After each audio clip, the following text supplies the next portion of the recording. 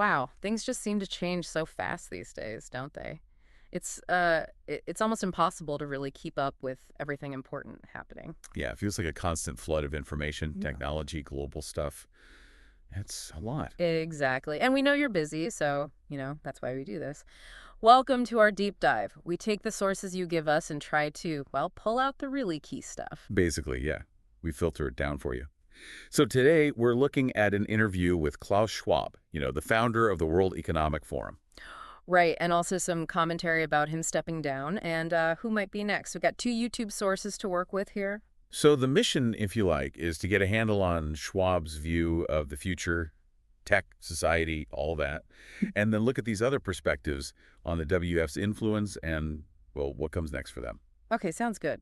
Let's dive into that Schwab interview first. What jumps out? Well, it's pretty interesting that even after, over 40 years running Davos, he still talks about feeling this huge responsibility. Because leaders keep showing up. Yeah, he says global leaders are looking for answers, and apparently they had a record number of heads of state this year. So it seems Davos is still a major thing. Which I guess ties into his whole fourth industrial revolution idea from his book. Definitely.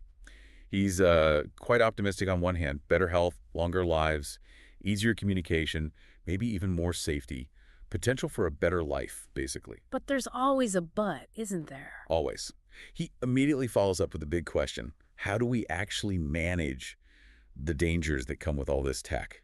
That seems to be his main focus. Okay, so how does he see that playing out? He uses mobile phones as an example. You know how we went from those massive brick phones. Plate suitcases, yeah. Right. To now where he's talking about the possibility of implantable chips, maybe first in clothes, he suggests, but then potentially in our brains. Wow, okay. Direct brain-to-digital connection. That's the idea. He calls it the fusion of the physical, digital, and biological worlds. It's a really profound shift he's describing. It sounds like something out of science fiction, honestly. What else? Well, there's this concept of, personalized AI assistants.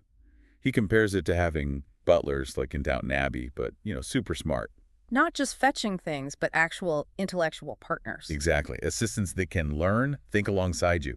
And his argument is pretty interesting. He thinks that if AI takes over a lot of the intellectual heavy lifting, then humans will have more time and energy to focus on what makes us, human. Yeah. Interaction, passion, empathy, that sort of thing. So technology paradoxically makes us more human. That's his take, yeah.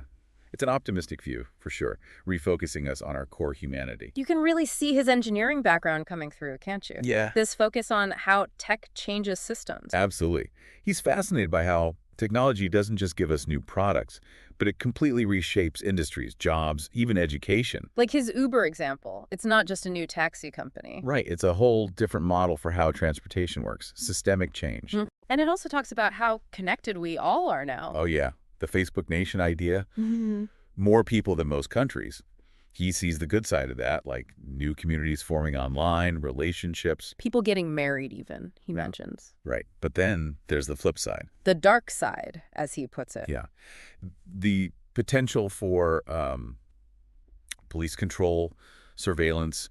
He brings up this idea that we might have to accept total transparency. Total transparency, that sounds intense. It does. He connects it to things like banking secrecy going away. He insists we need strong legal rules to stop abuse. But the core idea is more transparency is coming. That raises huge questions about privacy. Huge. And interestingly, he says he kind of assumes he is monitored when he talks to world leaders. Seriously. And he's okay with that. His logic is, if you have nothing to hide, which, is a viewpoint. Yeah. But what counts as nothing to hide is a big question in itself, isn't it? Definitely. What about other risks? He talks about obscurantist forces gaining ground. He uses the Paris attacks as an example of how fragile things are now. Meaning individuals can do huge damage. Exactly. Cyber attacks, other things. It's not just nations anymore. Individuals or small groups can cause chaos, and it's harder to track them down. And why does he think this is happening, this rise in extremism or fanaticism? His analysis is that it's partly a backlash, a reaction against how fast things are changing, how complex the world feels.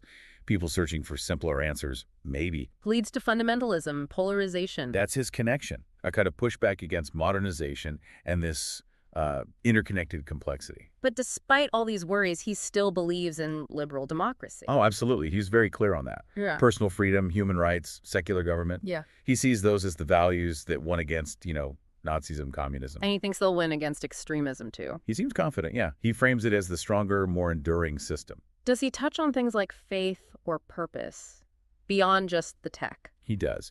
He mentions Merkel talking about Christian faith, but broadens it out. Says we need a sense of long-term purpose, something more than just the technical stuff.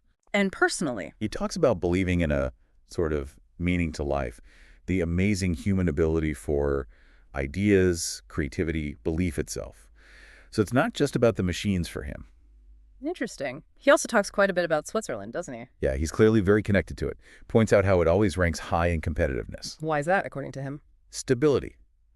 Political, economic, financial stability. He even quotes Darwin, not the strongest survive, but the most adaptable. So stability and reliability are key, maybe more than just being brilliant. That seems to be his point. Seriousness, reliability, stability. These are underrated virtues, maybe, especially when things are changing fast.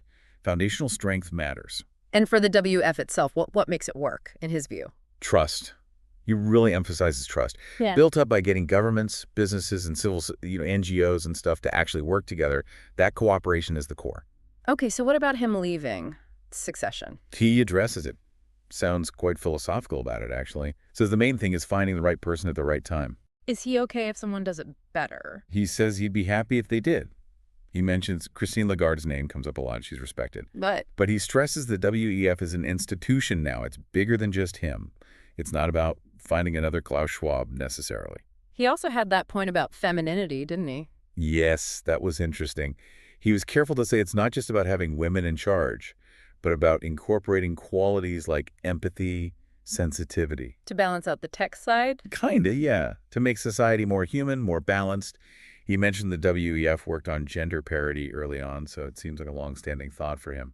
So, looking back at Davos, does he sound jaded at all? He mentions observing the human comedy, people rising and falling in power. Yeah. But overall, no, he sounds quite positive about humanity. Believes people are basically good. If they get the right education, the right environment, yeah. He thinks we need a positive spirit to get through this technological revolution. Okay, so that's Schwab's perspective. Now, this other source, the commentary, Yeah. it takes a different angle, right? A very different angle, yes.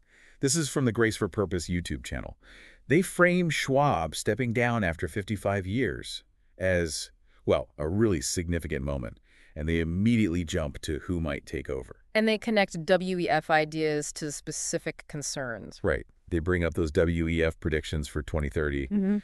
You'll own nothing and you'll be happy one, and the U.S. maybe not being the top superpower anymore. And why is that significant for them? They suggest these kinds of ideas worry some Christians who think about end times prophecies, the idea of a potential global government system, maybe linked to, the Antichrist figure in their theology. So they're reading these global trends through a specific religious lens. Exactly. And they go back to Schwab's book, The Fourth Industrial Revolution, but focus on different parts. Like the implantable tech again. Yeah. Implants, smart tattoos, chips for ID or location, synthetic biology. They draw direct lines from these technologies mentioned by Schwab to things they associate with potential Antichrist prophecies. Same information, very different interpretation. And this commentary suggests a potential successor. They do. They float the name Yuval Harari. Harari, the author. Okay. And what's their take on his ideas? They pull quotes to highlight his concepts, like Homo Deus, the idea that humans might upgrade themselves with technology to become essentially godlike, creating life, things like that. That's a pretty radical idea compared to traditional views. Very. And then there's Harari's concept of dataism. Deism. Yeah, presented as almost a new religion. The idea is that humans are basically just tools for creating this huge internet of all things, a kind of cosmic data processing system. A god, but made of data. Sort of. A system that's everywhere, knows everything, controls everything. And humans, our destiny in this view is to just merge into that data flow. So algorithms are watching everything. Watching, analyzing, maybe even caring about every feeling and action, according to this interpretation of Harari. They contrast this data religion sharply with traditional faiths where there's a personal God. And they point out Harari is influential. Oh, yeah.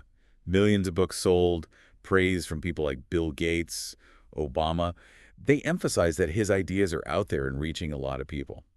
So, from the grace for purpose perspective, what's the concern here? They see the potential rise of what they call an anti-God religion.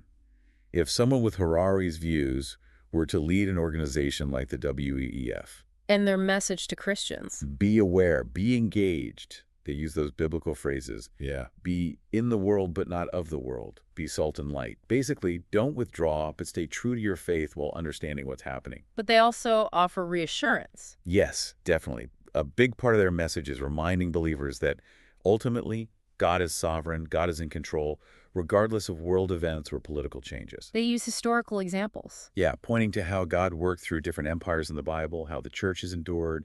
The focus shifts to trusting God above all else. And it ends with a call to action. A call to pray for leaders in the country, yes, but mainly to focus on worshiping and serving God, placing ultimate faith in the King of Kings. They mentioned King Asa. Right, from 2 Chronicles. Yeah. As an example of someone who started out trusting God but then relied on human alliances and things went wrong. Yeah. The moral is trust God completely, not people or circumstances. Okay, so quite a contrast between Schwab's vision and this commentary's interpretation and concerns. Absolutely. 2 very different ways of looking at the same underlying trends.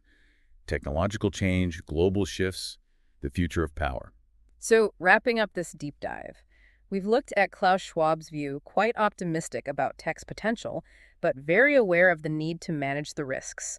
We see the huge societal changes he expects and the WEF's role in that conversation. And then we explored this contrasting commentary, focusing on concerns about WEF's direction, potential leadership under someone like Harari, and interpreting these developments through a specific theological framework, particularly relating to end times beliefs. Which leaves us with something to think about, doesn't it? How do these different takes on the future, especially around technology and global power, sit with you? Yeah, what parts feel most resonant or maybe most concerning? Does Schwab's optimism feel justified? Do the warnings in the commentary raise valid points? It's really about that balance, isn't it? The balance between technology's promise and, well, our human values, our beliefs, what we want the future to actually look like. Lots to mull over. Indeed. Well, thanks for joining us for this deep dive.